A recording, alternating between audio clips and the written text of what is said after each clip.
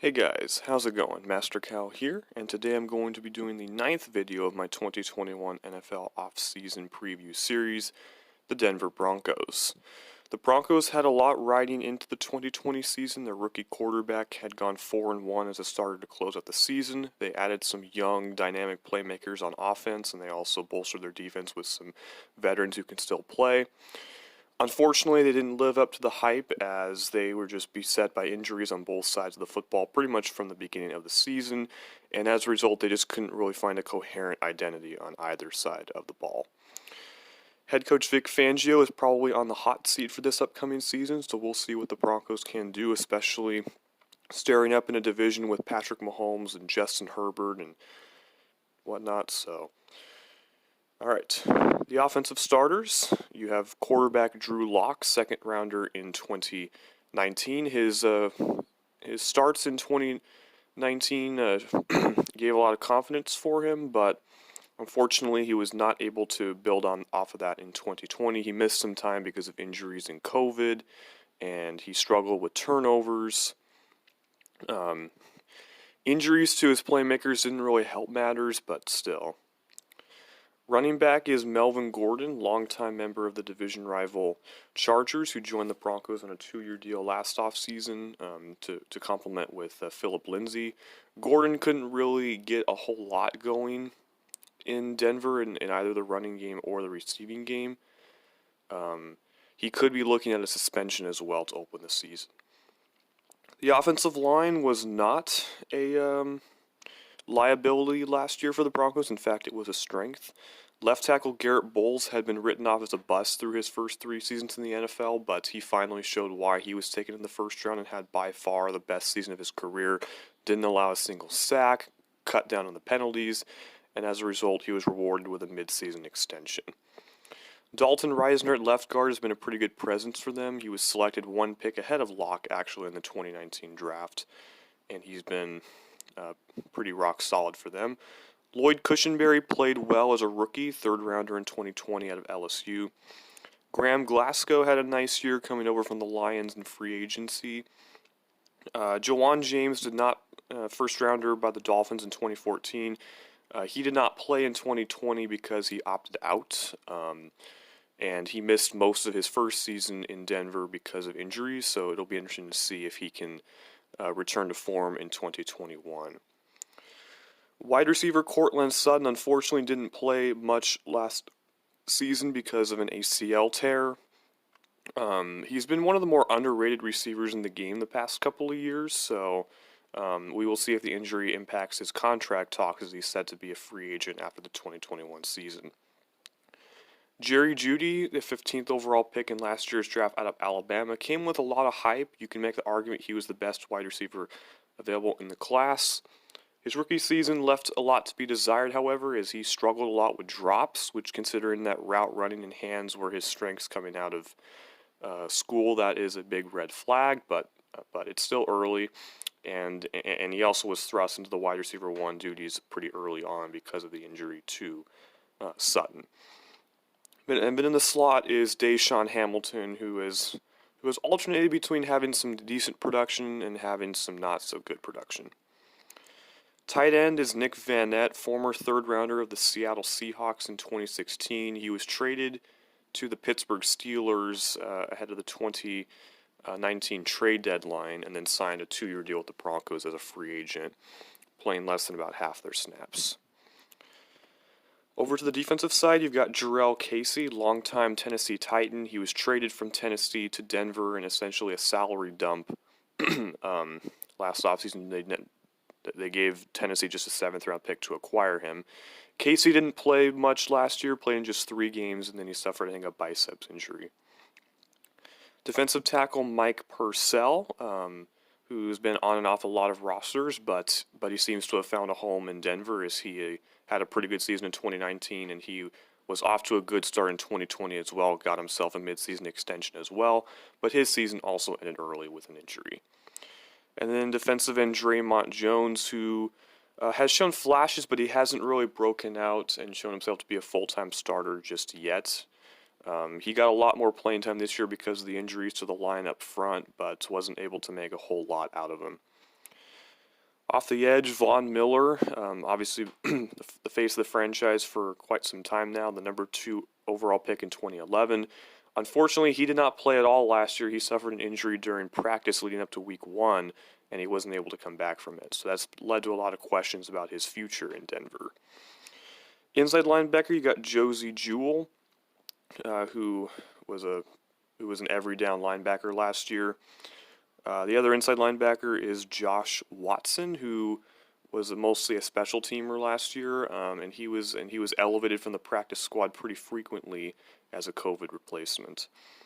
Off the other edge is Bradley Chubb, the 5th overall pick in 2018. Chubb had a nice bounce back year after he missed a lot of 2019 with an ACL tear.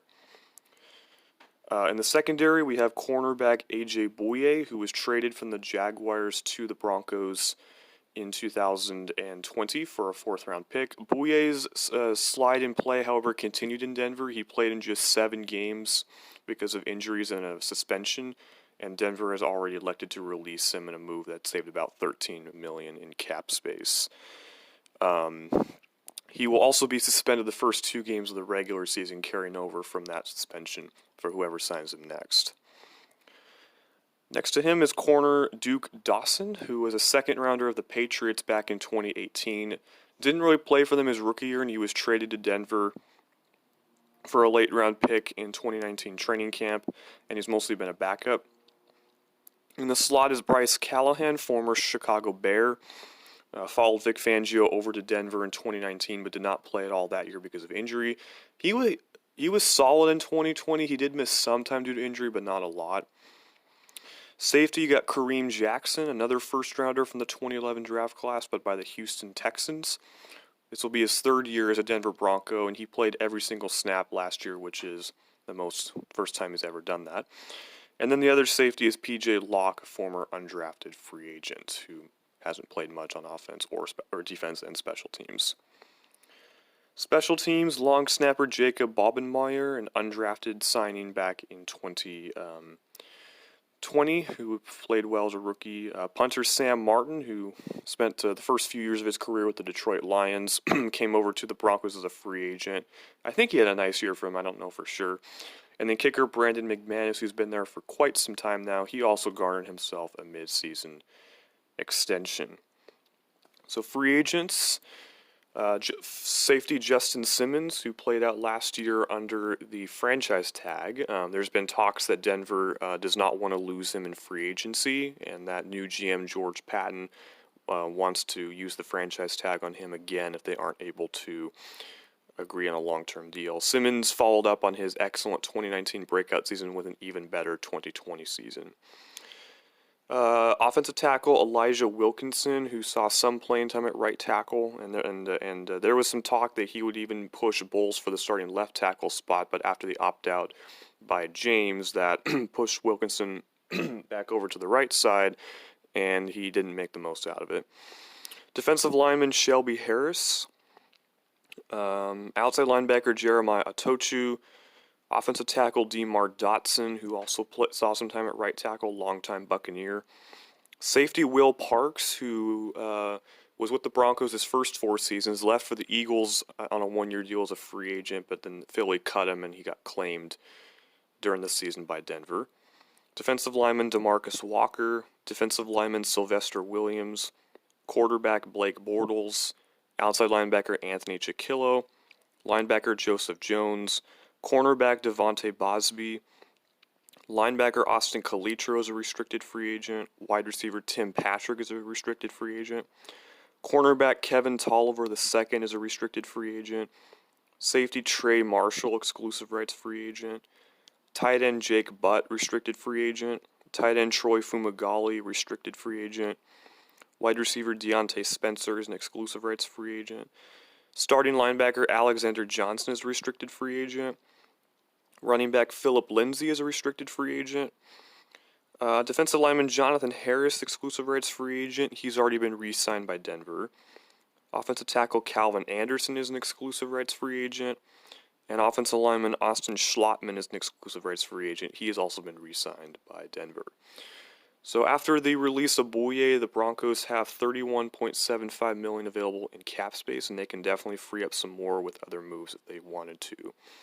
So needs for the Broncos, I'm gonna have to say running back, defensive line, linebacker, corner, and safety are going to be their needs, and maybe quarterback as well.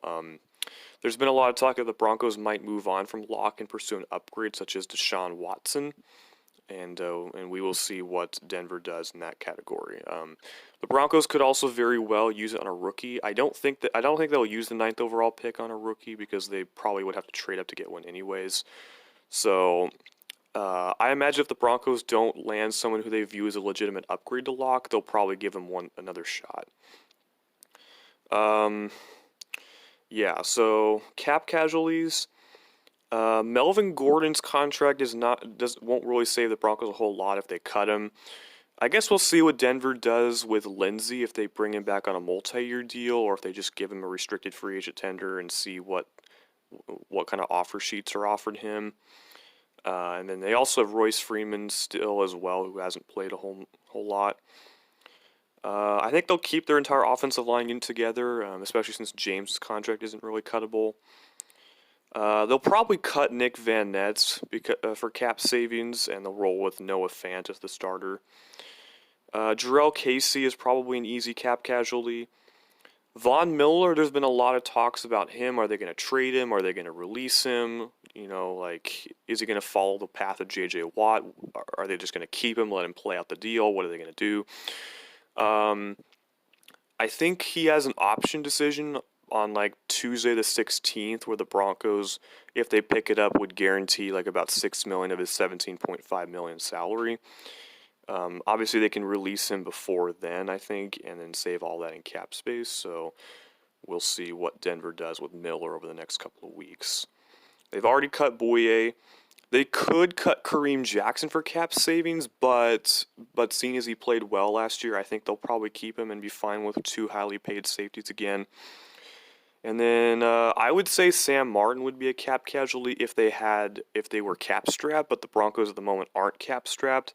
And they can easily free up another 10 to 20 million in cap space if they so wanted to, just by releases. So so kind of the wish list for the Broncos: franchise tag Justin Simmons, see if you can get a long-term deal in place. If they do release Miller, they'll have to find somebody off the edge to pair with Chubb. They'll have to reinforce the defensive line, especially if Casey is gone and if they aren't able to re-sign Shelby Harris. As far as offense goes, I mean, honestly, their offensive players should be mostly set, except for Melvin Gordon, maybe, and then maybe Drew Lock if they want to upgrade from him. So this is a team that's underwhelmed because of injuries and some poor performance from some players. So we will see if the Broncos are able to bounce back next year. Thank you guys for watching, and I hope you'll stay tuned for the next offseason preview.